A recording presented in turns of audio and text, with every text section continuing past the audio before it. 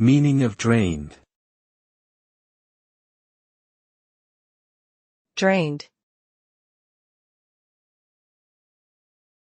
Drained. Drained. Drained. Drain means to remove or empty the liquid from something, often leaving it dry or without any more moisture. When a substance is drained, it can result in a reduction of volume or weight, as well as a change in texture or properties. For example, when water is drained from cooked pasta, the pasta becomes drier and less sticky. In agriculture, draining fields can increase soil fertility by removing excess water and improving aeration.